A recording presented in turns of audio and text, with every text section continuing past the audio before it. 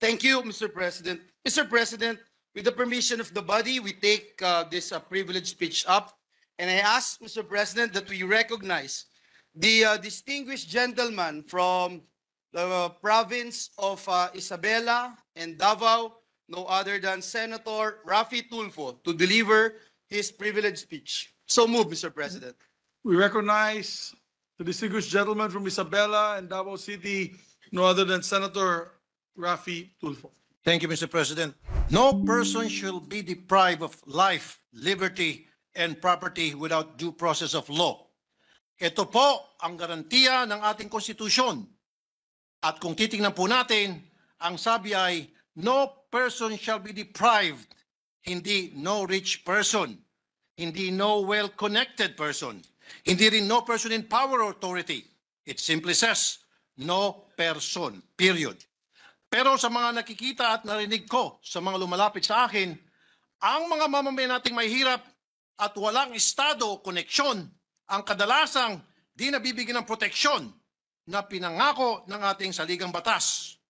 Through the years, I have received so many complaints about the abusive law enforcers and people being wrongly accused of crimes just because they cannot defend themselves and just because they are poor.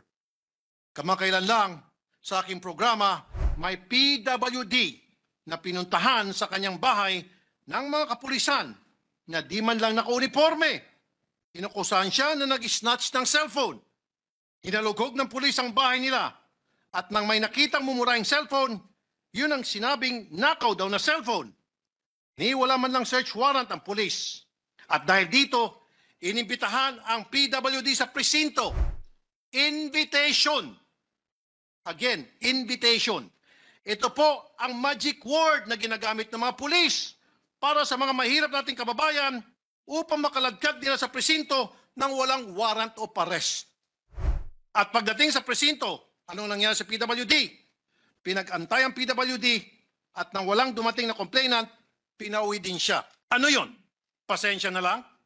Nayurakan na ang kanyang pagkatao, nalabag na ang kanyang mga karapatan, pero ano naman ang magagawa rin nila? Wala silang abogado, wala silang kakilala. Talaga naman, kapag mayaman, proseso. Pero kapag mahirap, abuso. Nakita din natin ang mga mapang-abuso natin mga law enforcers noong panahon na nauso ang tanimbala o laglagbala. Mga police at airport security officials na nagnanais kumikil ng pera sa mga turista at pasahero. May isang kaso pa nga akong naalala na 5 araw na natili ang kawawang turista na si Lane Michael White dahil sa bala na itinago daw sa kanyang maleta. At siyempre, andyan din ang mga biktima ng tokhang, mga nakusahan at natilman ng droga kahit inosente. Mga lumang tugtugin pero paulit-ulit pa din. Lilinawin ko lang po at pasintabi sa idolo kong si Senator Bato de la Rosa. Hindi ko po nila lahat ang mga kapulisan. Sa totoo lang, madami din po akong pinarangalan ng mga pulis dahil sa katapatan nila sa kanilang serbisyo. Pero nais ko lamang pong maliwanagan kung saan nga ba ang problema sa mga operasyon ng ating mga law enforcers. Sa totoo lang po, si Senator De La Rosa pa ang nag-expose sa mga ninja cops nung siya ay PNP chief. Ano ba ang ninja cops? This is a term coined to refer to uniformed personnel or government agents involved in illicit drugs trade by underreporting drugs seized from anti-drug bust and then selling the rest to their own network of dealers. Tapos, hati-hati na sila sa kikitain. Senator Bato de la Rosa exposed that 300 of his officers are conspirators in the drug business. Just recently, our attention was called to ninja cops still existing within the ranks of PDEA. And not just lowly officers, but a high official in PDEA, Enrique Lucero, who heads the PDEA Southern District Office, as well as anti-narcotics agent Anthony Vic Alabastro and Jaire Laguno were apprehended during a sting operation that yielded shabu valued at 9.18 million pesos. They were even conducting illegal operations in the building provided to them by the city of Taguig. I would like to congratulate the Southern Police District Director, Brigadier General Kirby John Kraft, who headed the drug bust operation. The suspects are now under the custody of NCRPO for proper disposition pending the filing of appropriate charges in Taguig City Prosecutor's Office, with hopes that there are more of these officials who have the willpower to clean up their ranks. We can help them by checking if there is something we can improve in our laws so that they could be practical and effective when it comes to law enforcement. Or maybe there are still gaps in the law that could be reinforced by new legislation. My number one concern today is the prevention of people, particularly the weak and the poor, being wrongly accused of crimes. Because it is far better than 10 guilty men go free than one innocent man be wrongly convicted. Based on the historical data of the Public Attorney's Office, since 2008, they have had 218,883 acquittals. I repeat, 218,883 acquittals. Just this year, up to June 30, they have had 13,164 acquittals. That's an average of 2,194 per month. Ibig po sabihin nito, 2,194 na inosenteng tao ang naukusahan at nilitis kahit wala silang kasalanan. Masyado po bang malaki ang numero na ito? Siguro panahon na po para tingnan kung kailangan na itaas ang quantum of evidence na kailangan para masampahan ng kasong isang kriminal. Sa ngayon po ay simpleng probable cause lang. Kaya bigay hilig ang mga piskal na magsampa ng kaso kaliwat kanan. Another concern is the planting of evidence to wrongfully accuse a person. There are laws already in place punishing the planting of evidence, but it only covers the planting of firearms and ammunition under the Comprehensive Firearms and Ammunition Regulation Act and of drugs under the Comprehensive Dangerous Drugs Act of 2022. These laws provided for such because this became a source of kickback because a lot of the accused of these cases are well off. But how about the planting of other types of evidence? Should this not be punished as well? My office is looking through cases involving planted evidence that do not involve drugs and firearms. And we will prepare a bill that would hold those involved liable. At sinusuportahan ko rin po mga panukala ng mga kasamahan ko dito na sina Senator De La Rosa, Gatchalian at Revilla.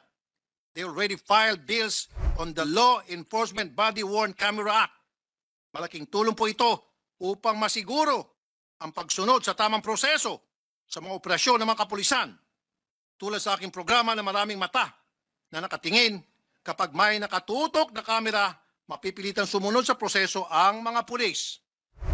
And if it is possible to include in the bill, I propose that the accused and his family or companion should be given the right to take their own videos of the arresting process and the search of their premises. I have seen many instances where the law enforcers who would stop the accused or his family from taking a video of what is happening to cover up their abuse.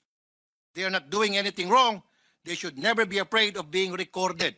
Another bill filed by Senator De La Rosa is Senate Bill number 437 or the CCTV Act of 2022. The bill sought the installation of CCTVs in business establishments to aid Philippine National Police in deterring crimes. We have seen several crimes solved because of CCTVs, but I will submit a supporting bill that will also require the installation of CCTV cameras in police prisons and detention facilities. I seek the guidance of Senator De La Rosa regarding this. A lot of human rights violations happen in the police prison upon arrest or invitation of suspect or person of interest. Mapipigilan po ng CCTV sa mga presinto, detention facilities, ang pagbubugbog ng mga naaresto. Matitigil din po ang pagpasok ng mga unauthorized individuals sa presinto sa loob ng kulungan para mambugbog ng detainees. Mapipigilan din po ang pagpasok ng mga pinagbabawal na droga sa mga detention center. At isa pa po ay mababantayan ng mga detained individuals na minsan ay nakakalusot at nakatakas dahil padrino nila ang officer in charge sa presinto. Sa next budget deliberation, I will focus on the budget of the PNP to ensure that they are equipped with the right budget to properly enforce the law. They should have functioning body cams that do not obscure or hamper their movement during the operation. The police headquarters should have CCTVs. Another report that has reached me is that they do not have funds to conduct proper buy-bust operation due to lack of UV detection powder that will mark not only the money but also the subject. Isa pang napansin ko po na kailangan ayusin ay mga abusadong pulis na nababalitaan ko ay pabata ng pabata. May bagito pa. Hindi sila sumusunod sa proseso. Hindi nila ginagalang ang karapatan ng mga akusado na kung tutusin ay innocent until proven guilty. We need to instill respect for due process. Kailangan naintindihan ng mga kapulisan ang halaga ng mga proseso na ginagawa nila. And if they have a deep understanding of the procedure, they will be more consistent in its application. Dapat alam nila kung para saan ba ang pagsasabi at pagpapaliwanag ng Miranda rights ng isang akusado. Sapagkat hindi ito seremonya na walang katuturan. Ito'y proteksyon para sa akusado at sa law enforcer. Nasasayang din ang police operation pag hindi nasusunod ang proseso kasi napapawalang bisa ang mga ebidensyang nakukuha nila. Reorganization Act of 1998. Ano ang mga gumagana? Ano ang walang silbi? At ano ang inaabuso sa batas na ito? Gusto ko din pong banggitin ang PNP Memorandum Circular on Guidelines, Police Policies, and Procedure in the Conduct of Complete Background Investigation in Recruitment and Selection of PO1. One of the policies in said circular that should be made into law is the requirement of publication of the names of the PO1 applicants so that the community could be involved in the reporting of the regulatory records of an applicant. Itong publication ay ginagawa din ng JBC sa mga nag-apply na judges at justices and is very effective in sourcing background checks on applicants. We should also publish police applicants in newspapers and relevant government websites. And all the members of the force, while they undergo review, test, and evaluation before their promotion. I propose that maybe it should be done regularly, or when a red flag is raised with regard to a particular officer, they should have periodic mandatory drug testing, regular lifestyle check beyond what is provided in the SALN, and neuropsychological exam. To end my speech, I implore upon my colleagues na huwag tayo mamanhid sa pang-abuso sa ilan nating kapulisan at huwag tayong masanay na may nakukulong na mga inosenteng tao. Our people deserve better. And as per our mandate, we need to elevate the poor so that they could come before the law with confidence and trust in the system. Again, Mr. President, my dear colleagues, thank you po for listening.